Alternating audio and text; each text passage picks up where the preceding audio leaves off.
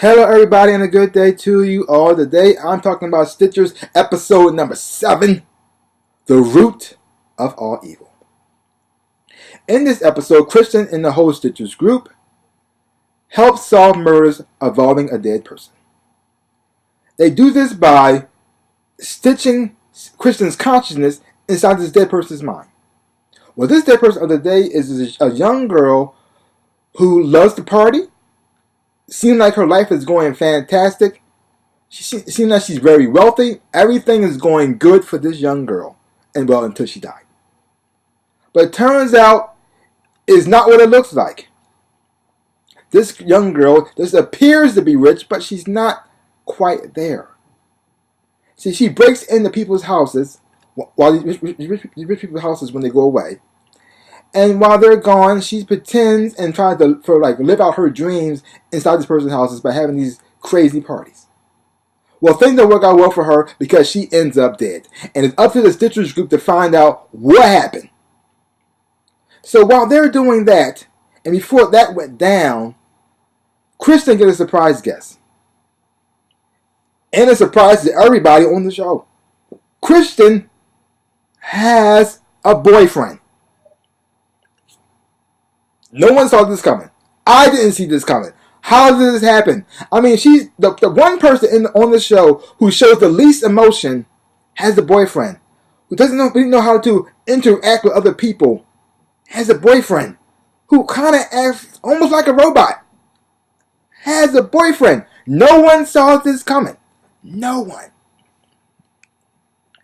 And people are trying to figure out, is this guy a good guy? Or is he a bad guy? Because his name is Liam, and so far he seems like a good guy. He's like a sociologist who goes to third world countries, lives with these people, learns everything about their culture, and he tries to help them out as much as he can.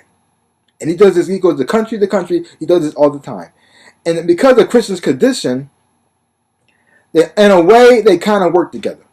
Because while he's there, to her, it seems like he's always been there. But once he leaves to go to another country, in her mind, he's been gone for years, and she doesn't really miss him when he's gone. But in a way, he has been gone for years. I think he's been gone for 2 years. Not a word, not a note, not a call, nothing. All of a sudden, he just shows up. Just wanted to start back where they left off. It seems like that's what they always do all the time. And it seems to work out well for his favor because since he knows she's not going to be waiting for him or pining over him, he can just go off and do whatever he wants. I mean, he's doing good things, but it almost seems like he's taking advantage of the situation. Because this girl has a mental condition. And if she didn't have this mental condition, I'm not sure they'll still be together. But because she has this situation, they somewhat work. Now, a lot of people on this show are hesitant to like him and trust him. I mean, especially Cameron, because Cameron has a huge crush on Christian. He hasn't admitted it yet. But I thought, the way it was setting up, I thought Christian and Cameron were going to get together. That's how I thought it was going to go. But it may still have ended that way. But for now, it's going in a different direction.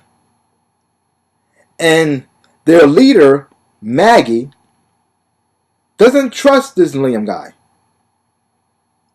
Because, he's pretty much too perfect. He's too perfect. I mean, there's pretty much nothing wrong with him. He's good looking. He saves the world. He knows how to cook. He looks like he works out at a P90X commercial like this. First of all, I'm trying to figure out, how did he have the time to work out while he's off in these third world countries helping people? How did he take the time to get that cut? Who knows? He's like Mother Teresa combined with a GQ model. So while they're solving that case, other people are investigating to find out if Liam is on the up and up. Turns out Liam is okay, but it seems like Liam brought back something that may hurt the whole group. What is this something? I don't want to spoil it for you. So I can't tell you what it is. You got to see it for yourself. But is this going to be a good thing or a bad thing? It seems like it's leaning more to the bad. But just like all the other episodes, I'm enjoying the show. I'm having a whole lot of fun watching it. I'm having a ball. I say check it out for yourself. Leave your comments down below. Let me know what you thought about this episode. And if you haven't watched it yet, I say check it out. Maybe you might love it. Maybe if you don't love it, you don't watch it no more. There's no harm.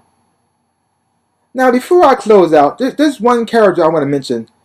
They always show in every episode, but he doesn't really talk. But in this episode right here, he had a little bit of moment of a shine. And now what that little shine did, made me like him. I mean, he didn't say a lot. But even though he didn't say much, what his facial expressions did said so much. And he's played by Cameron Britton, and his name is Tim. Now, Tim is always in the background. He always, reacts to wherever Cameron says. Cameron likes to make a lot of silly jokes, and he also like mentioning a lot of movie quotes. Say a lot of movie quotes. So every time he says something or refers to Tim in some type of way, Tim always looks at him like he want to punch him in the face. But so this time, Tim just responds just like normal to every time Cameron says something silly or refers to some movie quote. But he also seems to try to Cameron tries to become friends with him in this episode too, which I think is hilarious. It ends the way it should have ended with this group, but it was still fun to watch. Like I said before, check out the show for yourself. Leave comments down below. Let me know what you think about it. Give my channel a big old like. Hit the thumbs up. Subscribe to my channel and share. I really would appreciate it. So like I always say, in my dreams and in real life, I am the Ninja Rabbit. A peace out.